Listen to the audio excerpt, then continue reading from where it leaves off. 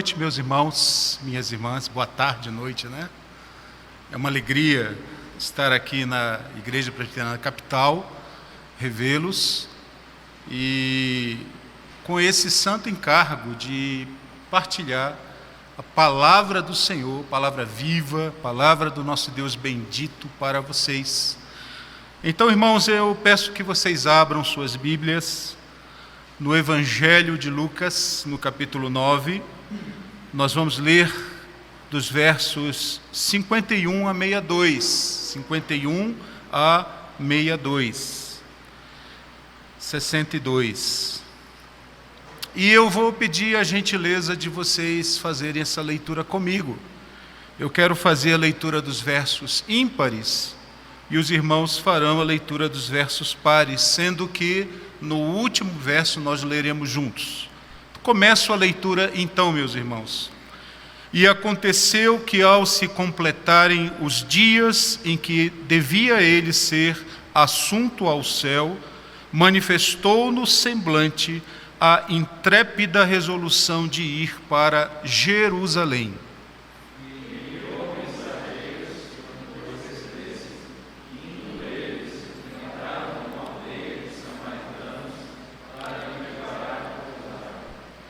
Mas não o receberam, porque o aspecto dele era de quem decisivamente ia para Jerusalém.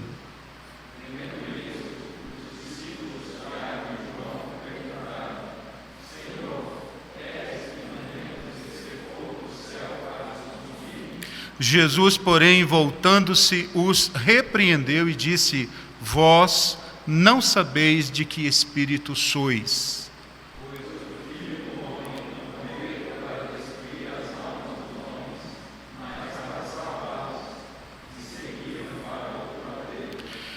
Indo eles caminho fora, alguém lhe disse: Seguir-te-ei para onde quer que fores. Mas Jesus lhe respondeu: As raposas têm seus couris, as aves do céu ninhos, mas o filho do homem não tem onde reclinar a cabeça. A outro disse Jesus: Segue-me.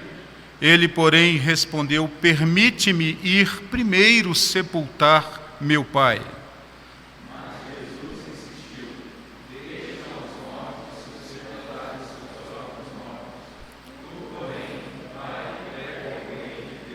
Outro lhe disse: Seguir-te-ei, Senhor, mas deixa-me primeiro despedir-me dos de casa. Mas Jesus lhe replicou: Ninguém que, tendo posto a mão no arado, olha para trás, é apto para o reino de Deus. Queridos irmãos, esta é a porção da palavra do Senhor, Evangelho do Senhor Jesus Cristo, instrução para o nosso coração. Eu começo essa mensagem com uma pergunta muito simples. Talvez você saiba a resposta. E talvez nesta noite você vai agregar mais sentidos, mais significados, mais valores para formular uma resposta interior a esta pergunta. A pergunta é essa: você sabe realmente o que significa seguir a Jesus? É uma pergunta muito simples. Não é? Você sabe o que significa realmente seguir a Jesus? Olha, essa é a pergunta da sua vida. Porque se a gente não sabe como responder a esta pergunta, nós estamos patinando na vida. Nós estamos aqui perdidos, nós estamos, de algum modo, perdendo tempo e tempo precioso. A mensagem desta noite, portanto, visa trazer ao seu coração essa definição de existência, de existencialidade. Olha, nessa narrativa que nós lemos, Lucas capítulo 9, o Senhor Jesus Cristo está na Pérea. É uma denominação antiga de uma região que fica ao norte do Mar Morto.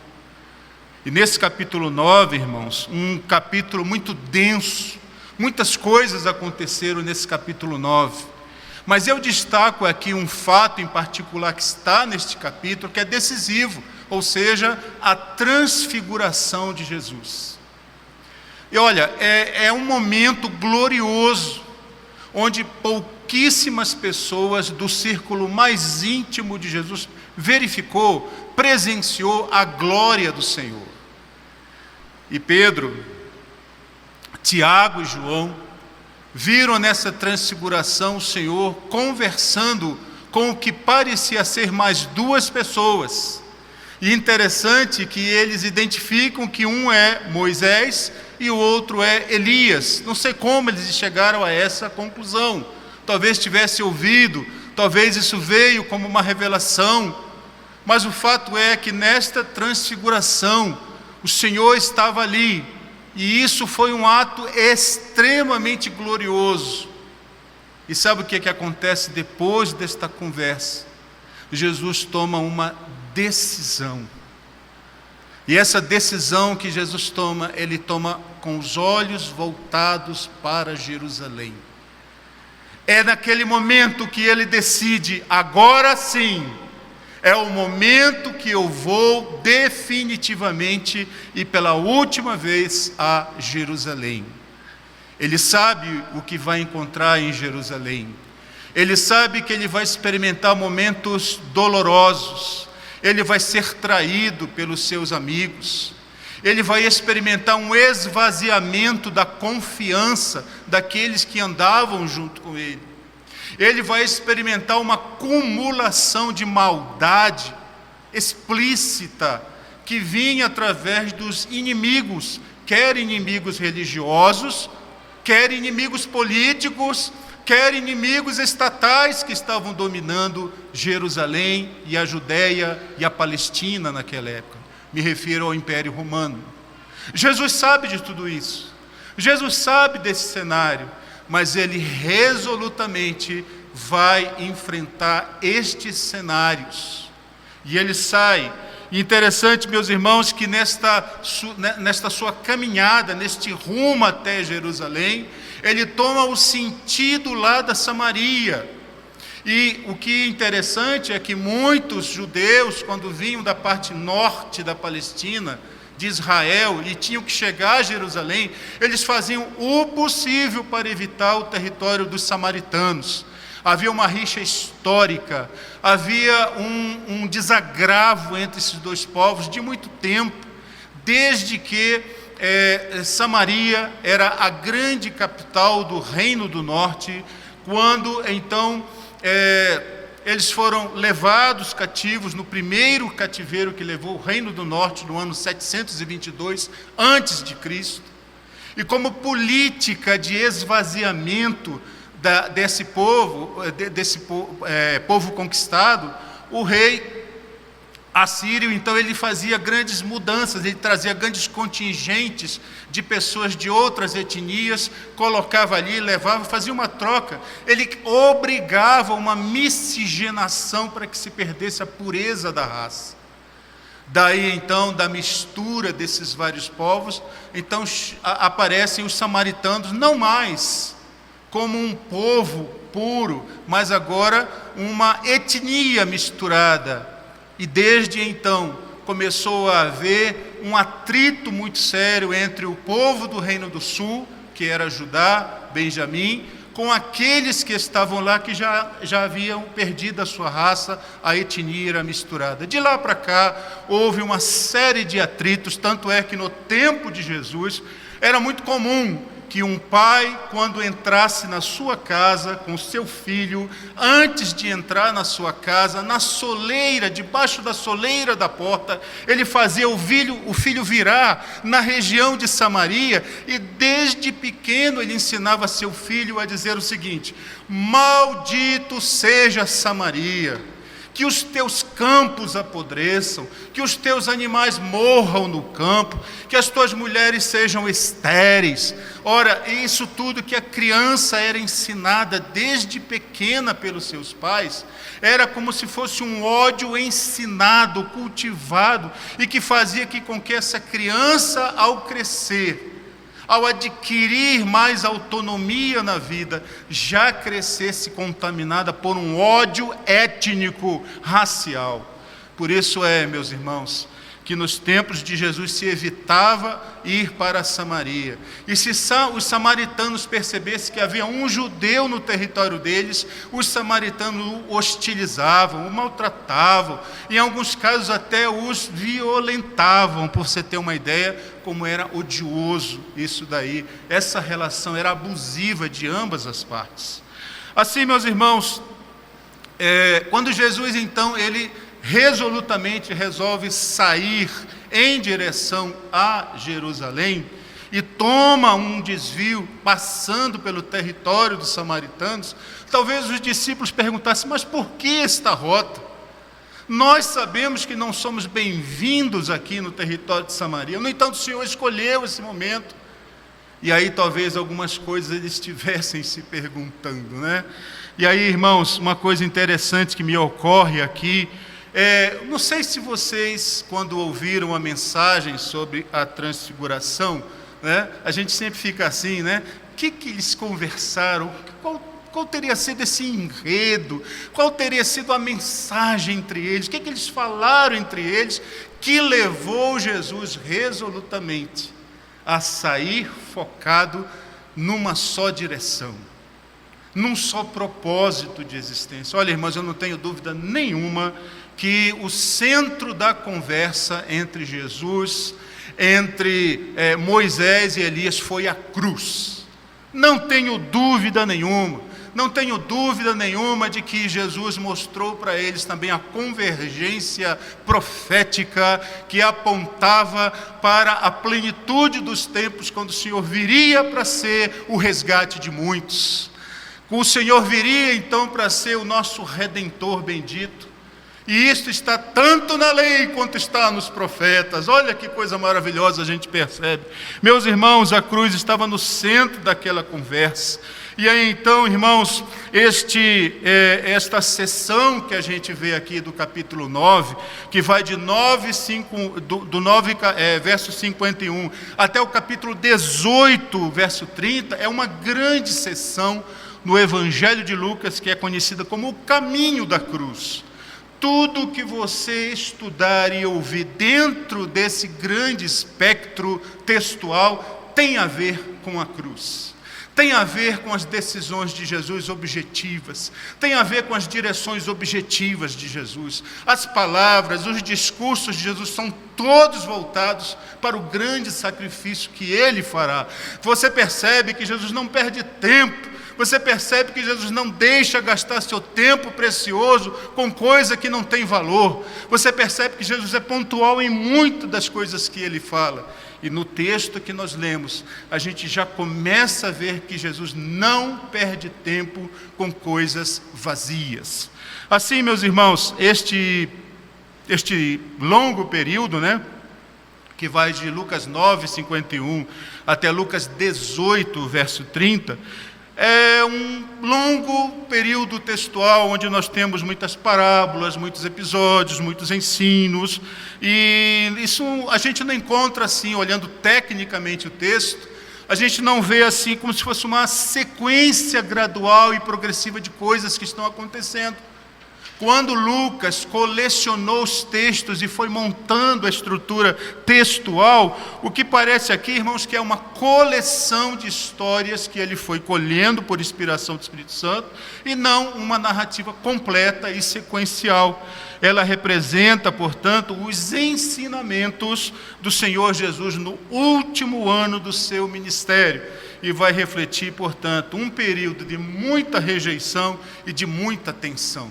O que você encontra na leitura deste texto, que vai de 9:51 até 18:30? Tensão, luta, enfrentamento da parte de Jesus, mas Jesus é obstinado.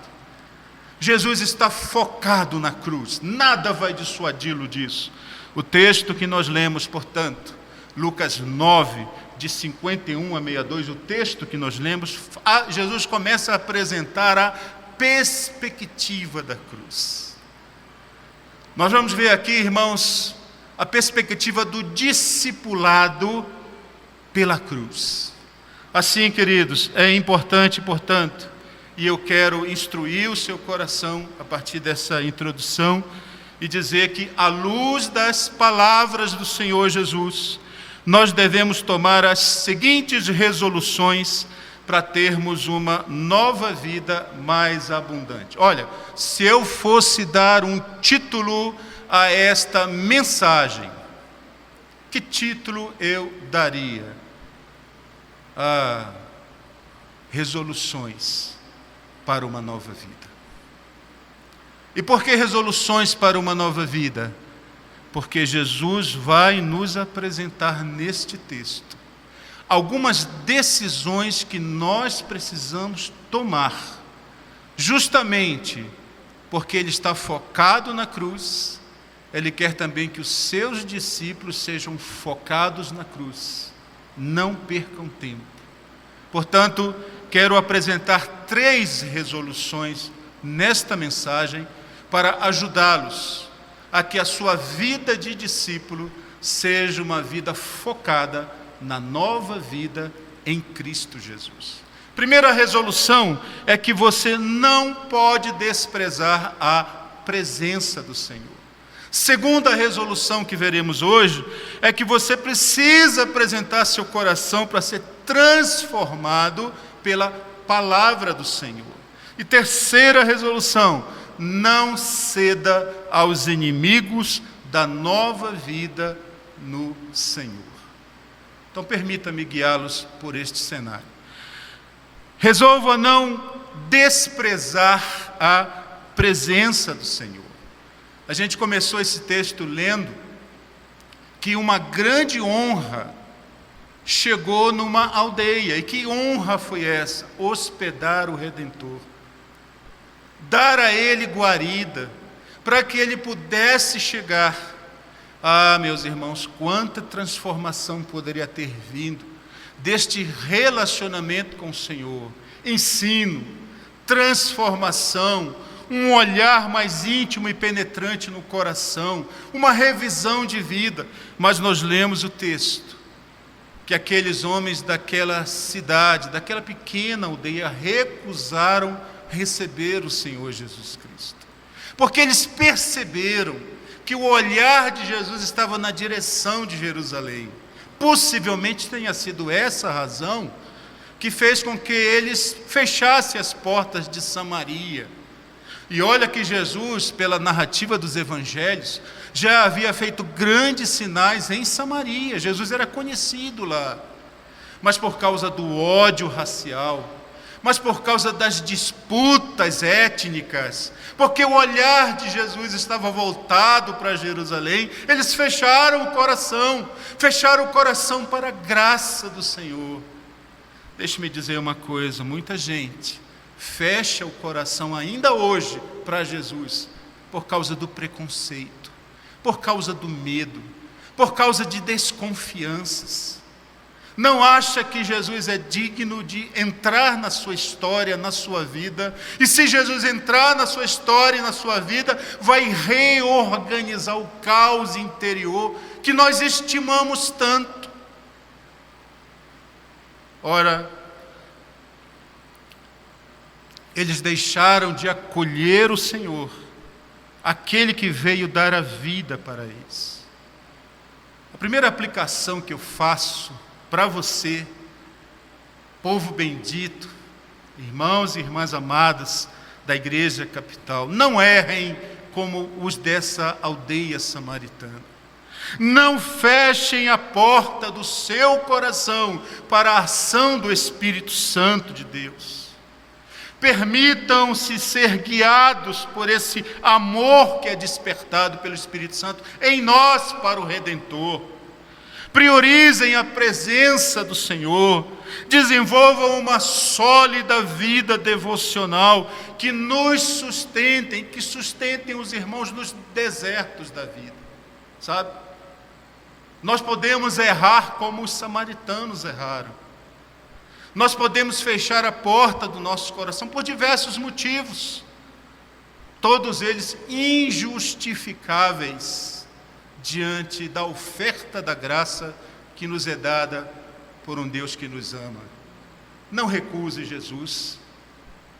Não torne a sua vida vazia de significado Só Jesus, somente a sua graça, pode dar sentido à sua existência. E eu quero dizer para você, não feche a porta do seu coração para Jesus. Cultive uma amizade sólida com Ele todos os dias. Segunda prioridade que você deveria considerar, segunda resolução, já que nós estamos falando aqui de resoluções para a vida nova em Cristo, primeira resolução é: não feche a porta para Jesus na sua vida. Segunda resolução que nós encontramos neste texto é: resolva ser transformado pela palavra do Senhor. E aqui, meus irmãos, eu me volto para a experiência de quando os samaritanos resolveram não receber Jesus, imediatamente 2 discípulos de Jesus pularam na frente: Senhor, e veja que eles são poderosos, né? Senhor, o Senhor quer que mandemos descer fogo do céu para consumir esta aldeia? Jesus então responde para eles assim, Jesus olha com muita compaixão para eles e fala assim: vocês estão tão enganados. Vocês não sabem de que espírito vocês são. Irmãos, eu quero fazer algumas considerações, especialmente sobre um deles, João. João e seu irmão Tiago eram filhos de Zebedeu. Antes de serem discípulos de Jesus, eram discípulos de João Batista. Isso está lá em João, capítulo 1, versos 36 e 37. Discípulos de João.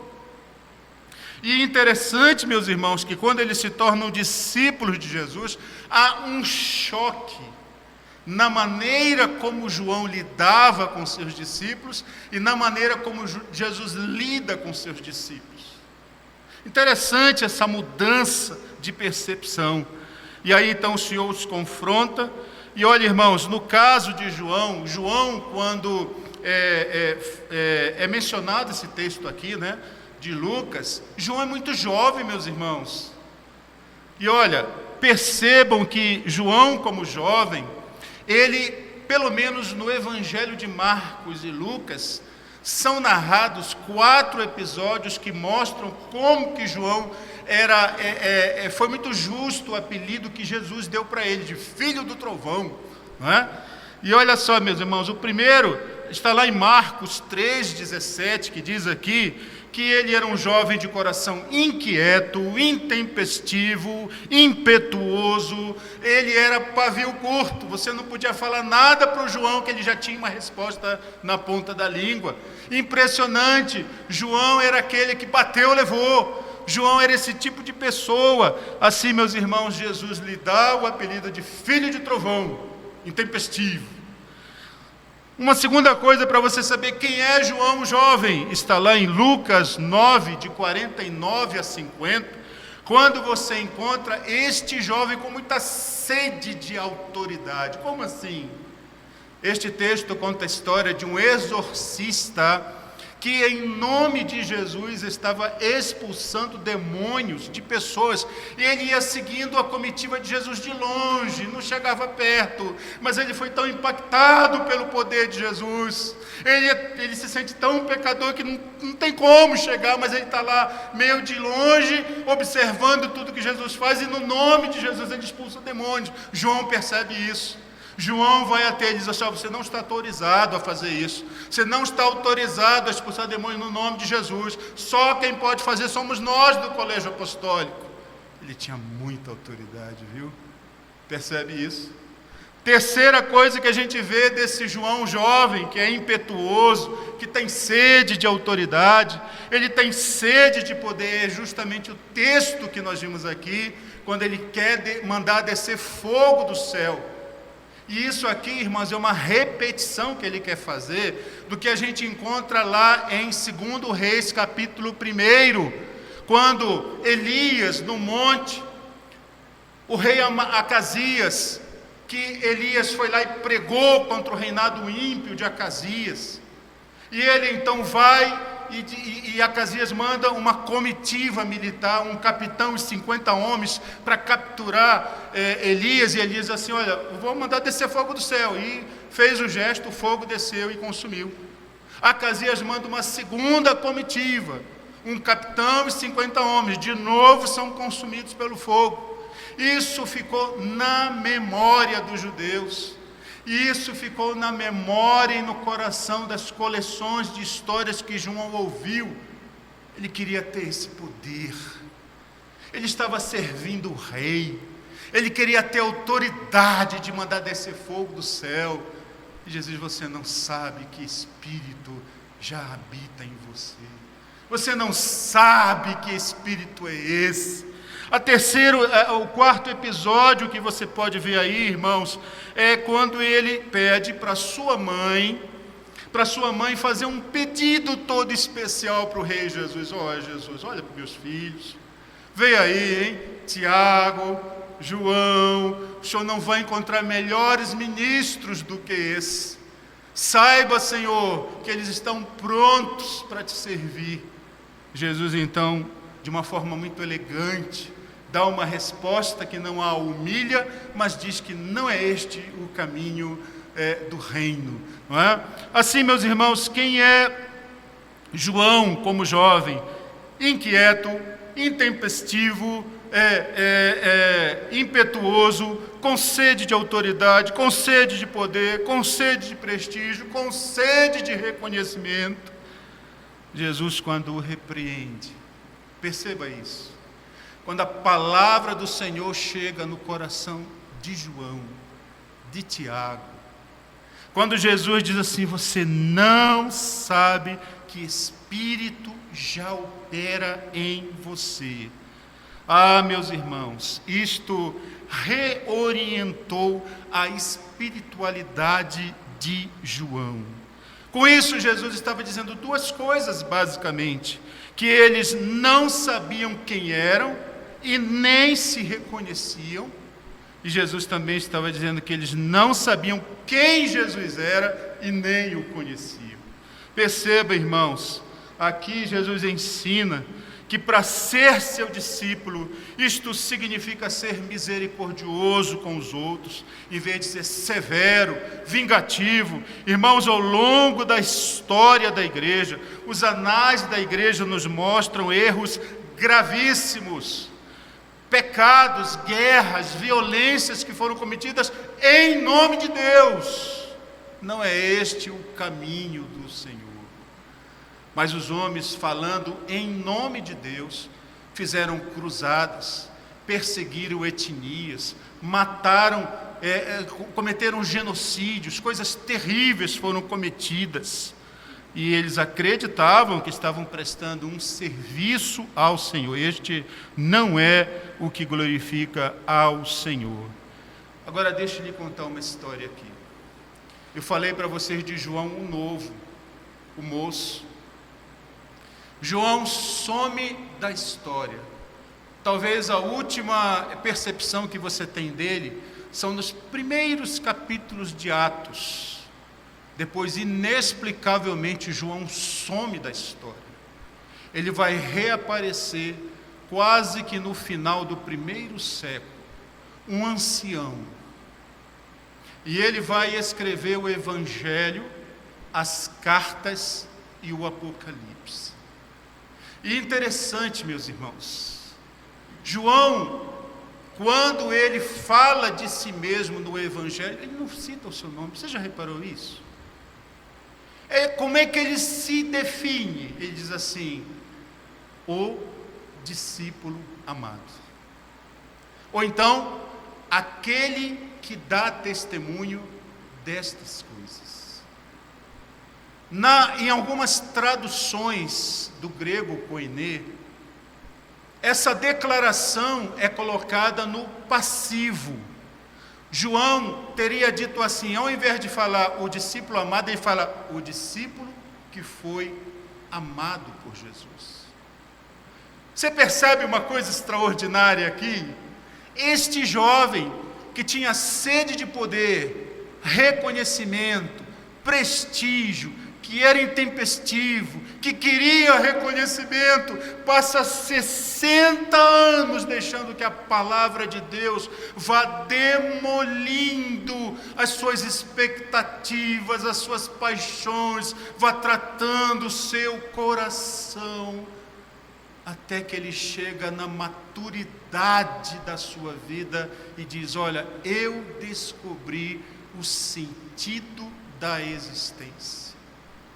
E aí, se nós fôssemos perguntar, então João, diga-nos, qual é o segredo da vida? E João nos diria: não é correr atrás da fama, não é procurar ter um grande nome, não é procurar ter poder, não é procurar ter prestígio, mas é ser amado por Jesus. Vocês perceberam isto? A segunda coisa que eu quero dizer para os irmãos nesta mensagem, a segunda resolução é: deixe-se ser transformado pela palavra de Deus. Queridos irmãos, no Evangelho de João, há uma expressão que só aparece no Evangelho de João. Lembre-se do que eu disse, ele foi discípulo de João Batista. E ele ouviu algo de João que sintetizou todo esse processo desses longos 60 anos de esvaziamento, de fomes, de paixões, de desejos, para que ele pudesse dizer: olha, a única coisa que eu quero na minha vida é continuar sendo amado por Jesus.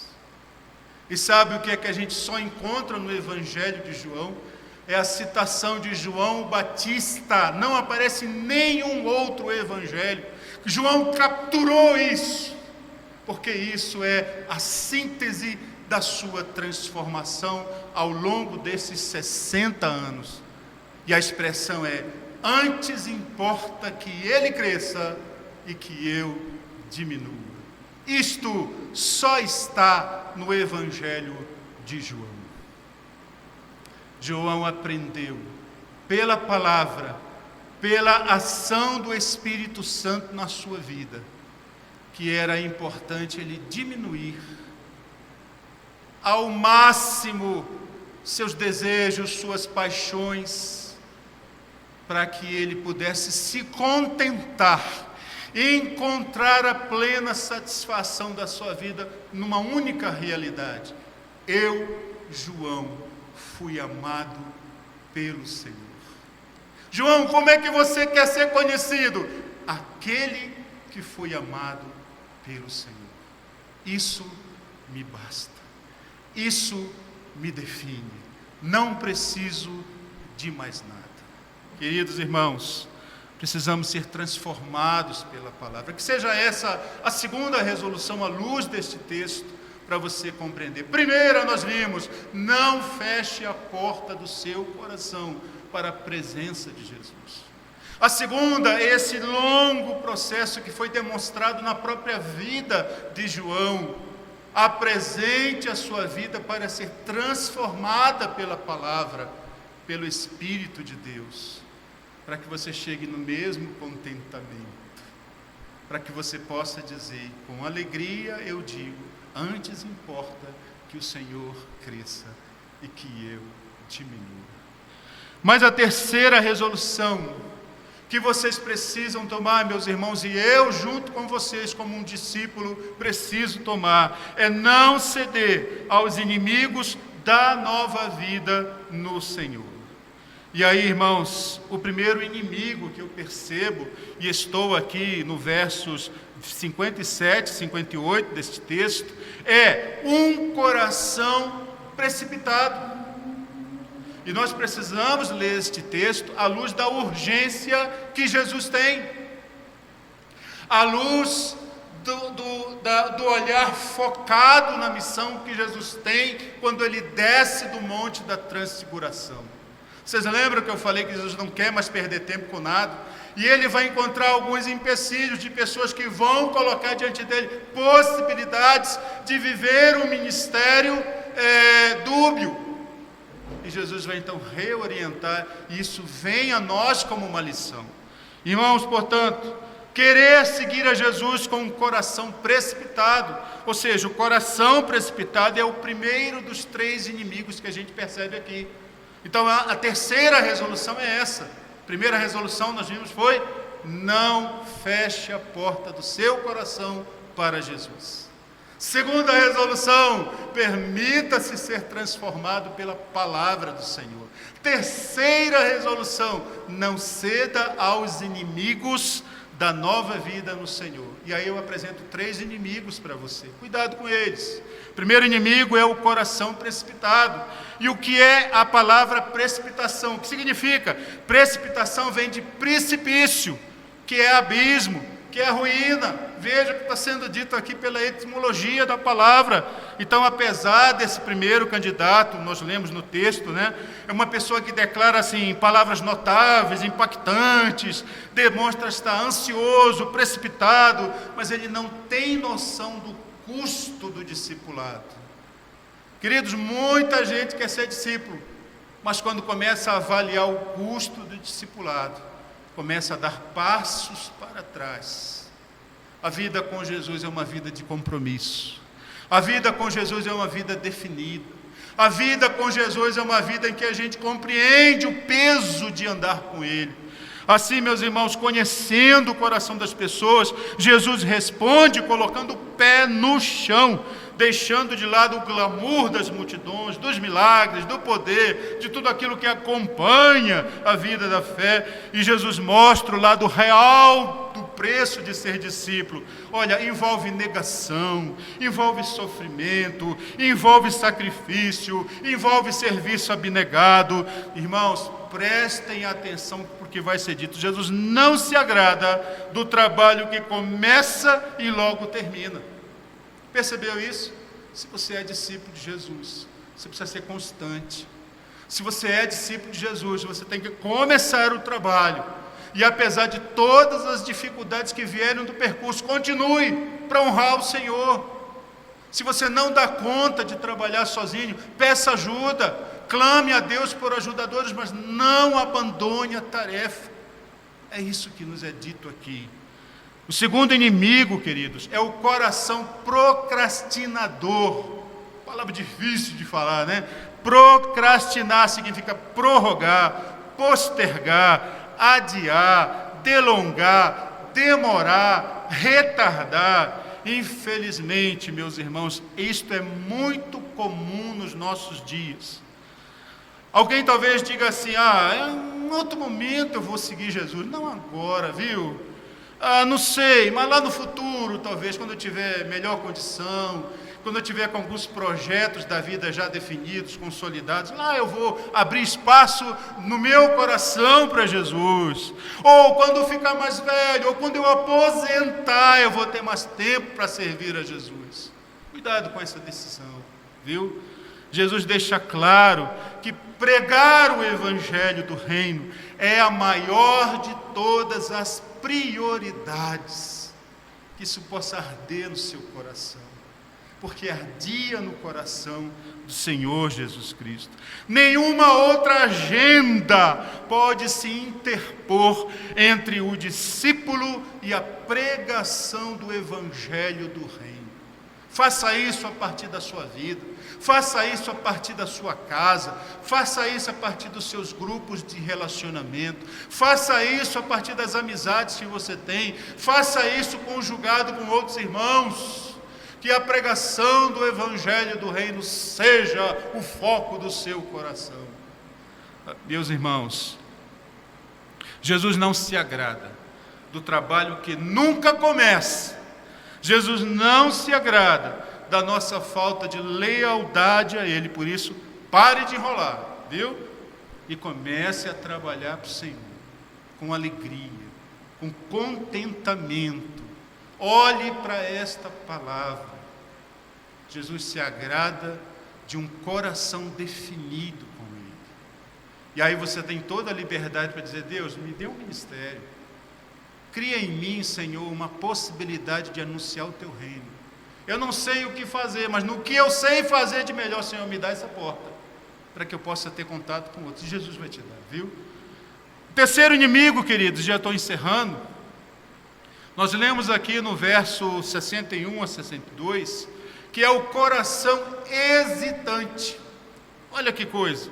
Hesitar, etimologicamente, significa vacilar, titubear, estar incerto, gaguejar, perder a firmeza, oscilar. Veja que coisa.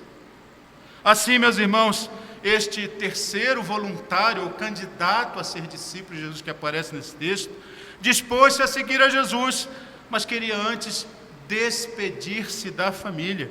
Queria seguir, mas não agora. Mostrou relutância na sua decisão. Queria dizer para você que o chamado ao reino de Deus jamais pode ser suplantado por outras prioridades que a gente tem. O chamado ao reino de Deus precisa ter prioridade sobre todas as outras lealdades. Perceba isso. Todas as outras lealdades que você construir, o chamado ao reino de Deus precisa ser maior no seu coração.